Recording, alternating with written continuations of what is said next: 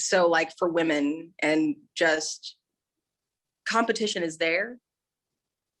How do we set ourselves apart and things like that? Because I've been in corporate, I was in corporate for 10 years. And there was never a moment where I was like, I want to get to a higher position by getting over on somebody else or doing some kind of dirt.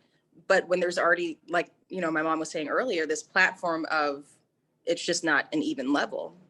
How do we come in and say, okay, I can compete here because it feels fair. I can do my best work here because I feel like it's going to be recognized just as well as. So that's definitely something I want to talk about if anybody has any thoughts on it. You do your best work when you're talking about in the workplace. Mm-hmm. Girl, corporate America is something else. I vowed I wasn't gonna go back into it, and I did this year.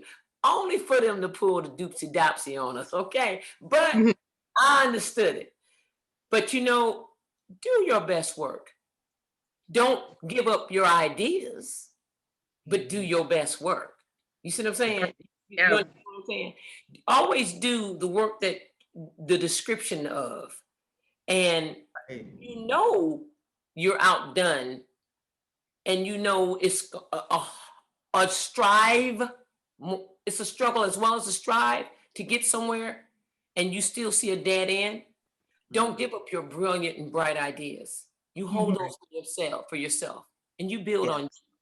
But you do your best work, because you know why? At the end of the day, you're working on the behalf of God, and you ain't working on behalf of man, because man's gonna always be sick and twisted. And when I say that, I ain't just talking about man and male, I'm talking about man and man, women and men can be sick and twisted. And don't allow it to damper or shun the brightness of what you have. But don't be a fool either. Okay. Right. That. Don't give up them brilliant ideas, but put that effort. Because you know what? At the end of the day, somebody somewhere is going to have a heart when you go forth and just slay, with God being the focal point. When you go forth and slay, somebody somewhere, be it in that industry or someone that comes in from the outside and see you and know the work that you're doing, somebody's going to recognize it, and it's going to be taken, and it's going to be an open door for you for growth. Exponential growth. Good stuff. Good word. I want to ask, what, you know, we talk about this I don't need a man thing. I think it's more so from my standpoint, it is not, I don't need, it's not, trying to find the right words to put it in. It's more so I don't need one, but I want one. I don't want to feel like, in saying I need a man, puts the stigma of I'm not enough by myself. I'm not good enough without a man by my side, or I'm not good enough to do the job, or I'm not good enough to do whatever it is, unless I have that man or that partner next to me. That's what I hear when I hear people say, I don't need a man. My thing is, I don't need one, but I want one. Right. Or I want a partner. That's the difference in saying, I don't need nobody, because here's the other side to that.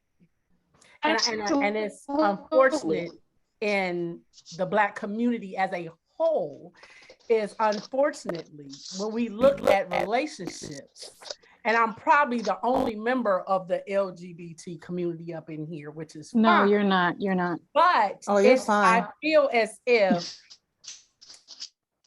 when it comes to relationships and talking about wanting partners, I feel as if it's okay as long as you say you want a man, but don't say you want a partner, or that partner not be the opposite sex, or not what society feels it needs to be. It's more backlash, unfortunately, from the Black community when it comes to that. And it's a double standard. It's okay for you to need a man, but it's not okay for me to need a woman by my side. Like, I don't understand the double standard in that, or why is that there's a double standard? Because if I'm walking down the street with a man who beating my ass every day, It's Oh, okay no. because I'm walking down the street with a man. But if I'm walking down the street with a woman who's treating me like a queen and doing everything I need, and she's providing me with emotional support and and everything else, that's not cool. No, What no. I find is so many times we use God to hurt people. Yeah. We use the Yep. Bible to hurt people, Yep. twist it, Yep. and make it say what we want it to say when it comes to us trying to hurt somebody because we don't agree with whatever their lifestyle is or whatever their choice is. But God don't like that. You going to hell for that. But we're not telling that deacon that's cheating on his wife with the woman in the choir that he going to hell. Because as long as he's the deacon, he can still walk up in church giving the choir member side eye like, I'll see you after church. So we can't pick and choose. No, you can't. When and how we want to hurt people with God. Like, we can't do that. And then turn around and be like, well, it's okay. He a man, let him be a man. You just got to work it out and change whatever you doing. No. I totally agree. I totally agree with Bree.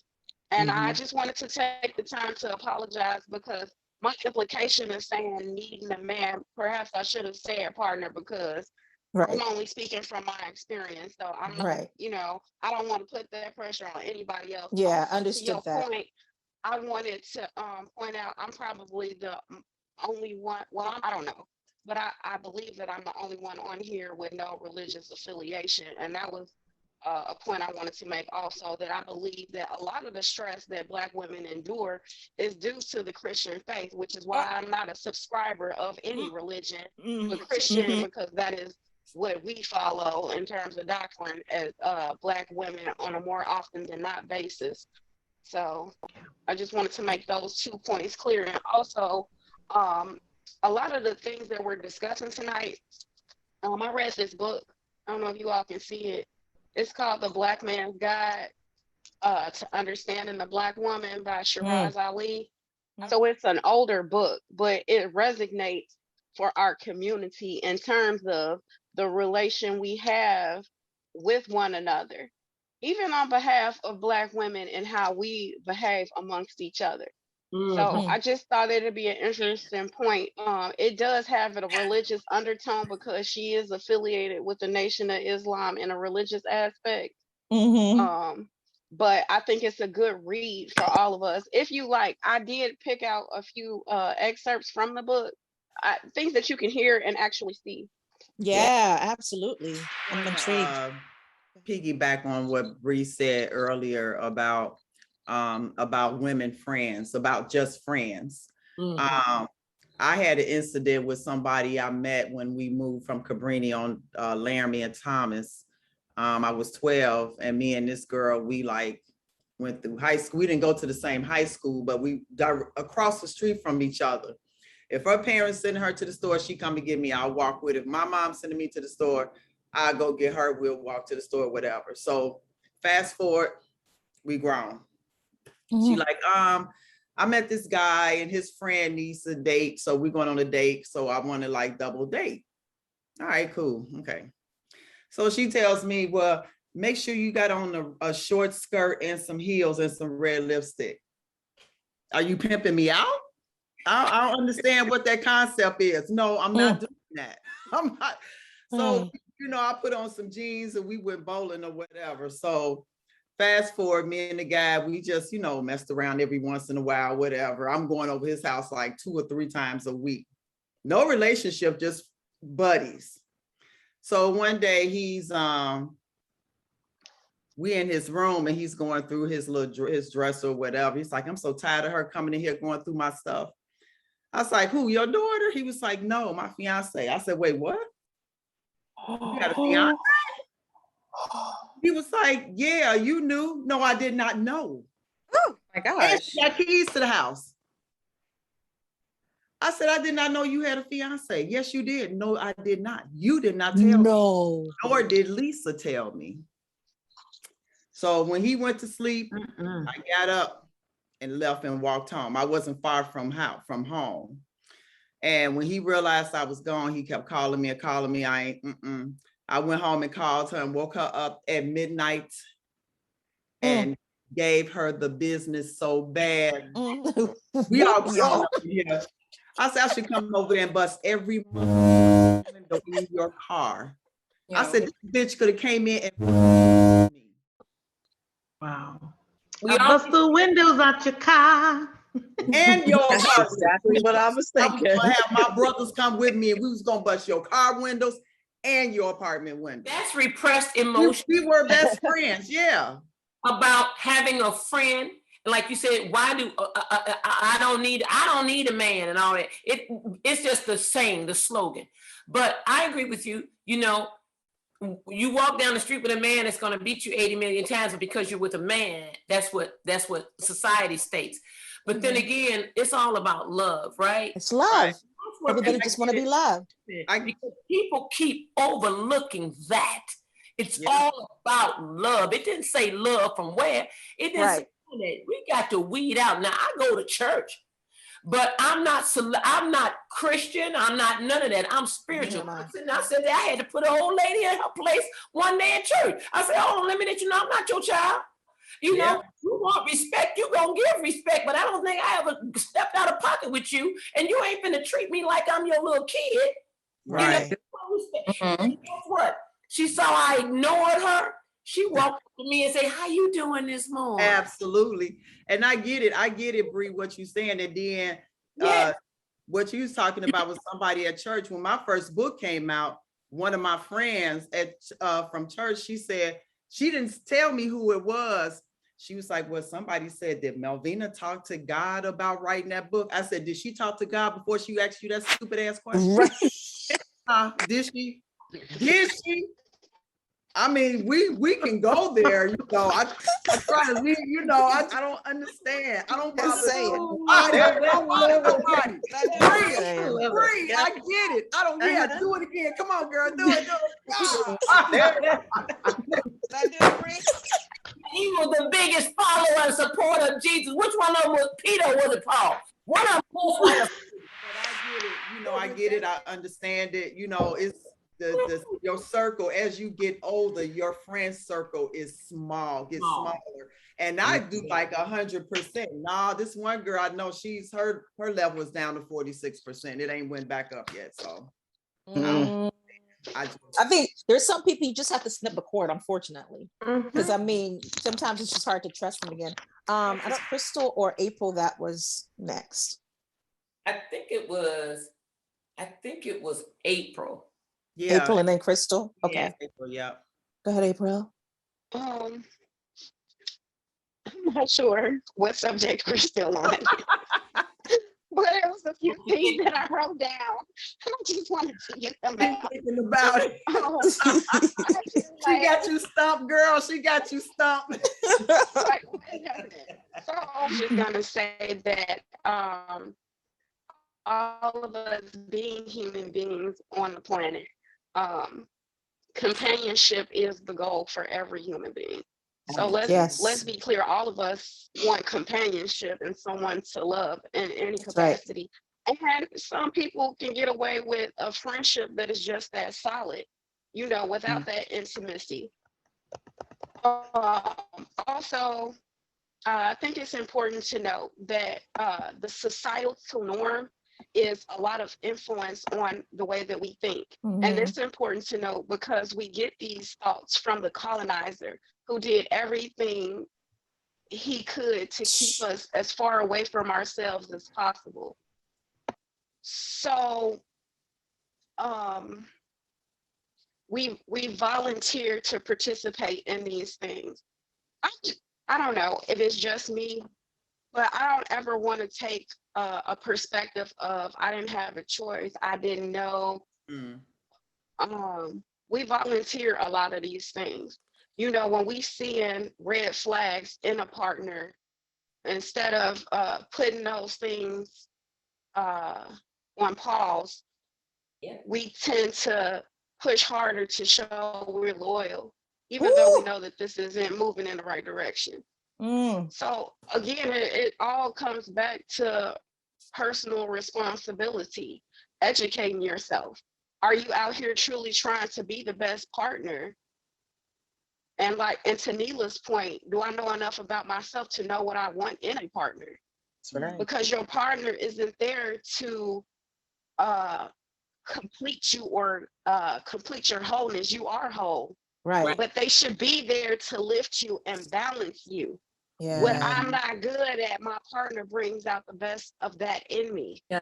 And I can do the same. But if I don't have any knowledge of self, I can't be anything to anyone, especially me. Right. That's right. So just important notes to take. That's good stuff. Real quick, I got my little lavender pieces here. When you crack open these leaves or seeds rather, and like rub them in your palms, it's a very potent lavender smell. So y'all got me hyped up. I'm gonna just cool down and do what I need to do here. But April brought up the subject loyalty. So we've been talking about love and love being it, but it's like loyalty. How do you know who to be loyal to and like what you're being loyal for? And those are questions I ask myself, because you can be a part of a caravan, you can be a part of something, and just that's your life, you know, never giving your loyalty to anything. I wrote down loyalty to like talk on, but after she spoke, I only had questions. Like, you know, not that it wasn't an answer, but it was just like, oh, okay, this really needs to be broken down for me. Yeah, it goes back to the whole slavery thing, what we think, you know, because then a lot of our women, our Black women, they were breeders, like the Black men and the Black women were breeders. So they weren't making love. They didn't know what making love was. They were just forced to, you know, come together to procreate and make more slaves. Yes. You know, more. So it's like we have to teach ourselves what love really looks like, what love really is. And it first starts us loving ourselves. Words like loyalty and love are differently defined by individuals, period. No one can define love for you because, okay, so something that I heard that's a good way to experience life, in my opinion, is don't treat me the way you want to be treated. Treat me the way that I want to be treated, or love me the way I want to be loved. The way you receive love and the way that I receive love is two totally different ways. So then you have all this intricate work to work on in a relationship, whether it's intimate or not. And that's what I want to make very clear. A relationship is a relationship is a relationship. Absolutely. You know what I mean? It doesn't matter if it's intimate or not. It has to do with the time, effort, energy, and nurturing you put in each relationship. Every day I make it my business to be a better mother, to be a better sister, to be a better daughter, whatever I can do to be a better person every day. Yes. If we all took on that personal responsibility alone, we could be doing so much better in life. That's right. But I just want to make that point that these things are defined differently. Just like defining a man is something different from my definition of what a man is, because to you, a man looks different. You know, I just think to take that fine and make sure that the people that you come into contact with are on the same page of understanding. I'll take loyalty over love, commitment, all of those things, because being loyal to me is just, are you someone dependable I can count on or what? Right, Crystal said yes, yes, yes. All right. Can I say something real quick before she reads, Char? Sure. Somebody spoke something about under your foot. And I just had to hit on that for a quick second, because one thing on my last week from a guy by the name of Sound, Dr. Allen, was on my talk show. And one of the things I have to say is that submission should never, there is no such thing as submitting to. Right. We're all individual, and we are all in support of each other, be it your man or your woman or whoever your mate is. There is never a time that a woman should ever be submissive to a man, because we are supportive to the man and he to us, or the woman, or whoever our mate is. Right. To whoever your mate is. I gotta That's say, right. quick, I went on Facebook dating over 4 weeks ago, 5 weeks ago now. I met 4 men. I went out to dates with four different guys. And I'm gonna tell you something. I closed my account because one of them hit me where I felt I needed to be hit. He spoke, and they have these little tiles that say, you can pick tiles and you got to finish what the tile starts off with. And it says, I'm looking for someone who, and then it has 3 dots and you're supposed to finish. Well, my tile said, I'm looking for someone who, and then I went on to say, I don't have to look for because he will be spirit sent. The only one that brought that up in our conversations. And we spent more time with each other. I swiped right. Okay. Come on. And we spent more time with each other because I know what I'm looking for and I know what I want now because I know who I am. Yeah. I finally find out who I am. And it took a long time, y'all. I'm 56 years old. I went through hell and high water. I don't look like nothing I've gone through. And people say that. And You're I'm beautiful. so grateful to God because I know if it was left up to my little wretched butt, baby, I wouldn't be sitting right here today. I wouldn't even have a computer to even talk to them. Sick thinking, my wretched butt. But I'm a changed person today. Come on, Neela. To the God I praise and I look up to. And you can always rest assured, trust in yourself to thyself be true. Absolutely. You better. And build. Continue to build with that person. If that's what you think if that's what you think you like, build on it. Yes. Build. We both talked about we want to build on it. Yes. When the Congrats. was like-minded, and the first thing that came out of his mouth the other day is, I'm really a loyal person. I'm a loyal person. And I looked for someone. I said, well, I'm a loyal person too. We're going to leave it right at that. We're going to keep walking in the light. Congrats. That's awesome. Build. You must build. It took Sam and I were friends for 8 years before we even started dating. Wow. So build on that relationship, build. And 2 more years after that, before we got married, build. I'm all for, take your time. That's right. That's right. And you all's love for each other just like exudes and permeates through everything. I'm just like, oh my gosh, I cannot wait to hear you all's story. Like, I'd love to have you both on and just to talk about that. But yeah. All right, go ahead, April. Thanks, Neela. That was beautiful. You and I have to talk about that because that's something I'm struggling with, like that dating app and stuff. Oh Lord. But anyway, once again, get right first. That's all I'm gonna say, and you can weed them all out. All right. They'll weed themselves out. That's right. It's not. Yes. No. Yes. Can I say one thing before April reads the snippet? Sure.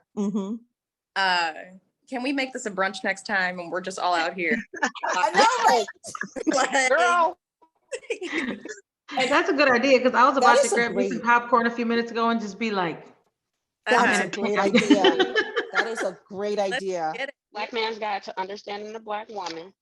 And the first list that I wanted to read, I'm only going to read a few from each list, but just so you know the content of the list, it says, being a good wife is considered dull and outdated by modern Black women. Mind you, this was in the early 90s. So they set the stage for us. Other Black women will tell the good wife, you're a fool for working all day and cooking all night. He'll eat if he gets hungry. Why don't you tell him to cook dinner? He gets home before you. You're a fool to give him all your money. You worked for it. You got a right to spend it. It may be for some people, not for me. I just ain't cut out for it. Girl, I used to do that, but I got hip. Just the negative things that Black women say when they see that you're being a good wife, when you love the man that you would. The other list that she mentions is this mostly happens when she and the child's father are not together. in current relationship, she will tell the child, your father don't care nothing about you. I'm the one who loves you. He don't take care of you, I do. If he wanted you, he'd be here with you. He ain't thinking about you. He's out with his other woman. I can't buy you that because your father won't give me any money. Your father's a bum. He ain't got no job. He ain't got nothing. So these are things that you can audibly hear and you come in contact with plenty of women. But these are the burdens that we put on ourselves because we perpetuate that lie that feminism has taught us that we don't need a man. They're feminizing our men. You know, so there's a lot of mental games being played on us, but these are some of the things that she lists, and she has several, but just a few things, because these are tangible things and they're things that we can watch our mouths about.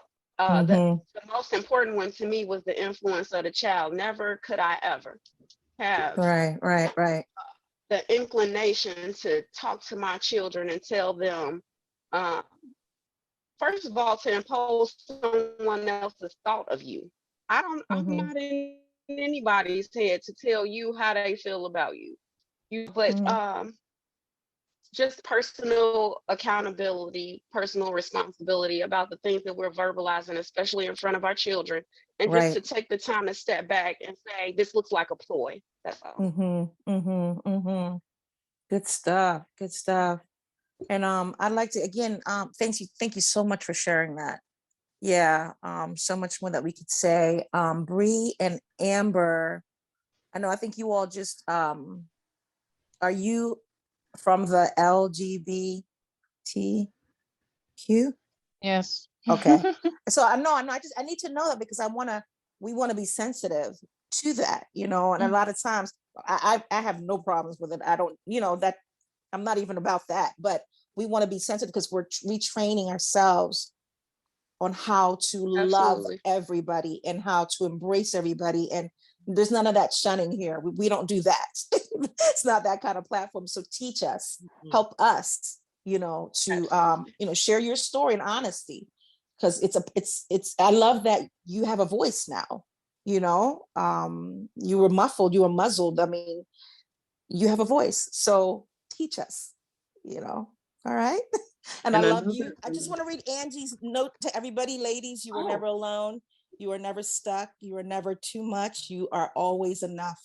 Thank you. You'll see it. But you guys, thank you so much. I appreciate the dialogue, the honesty.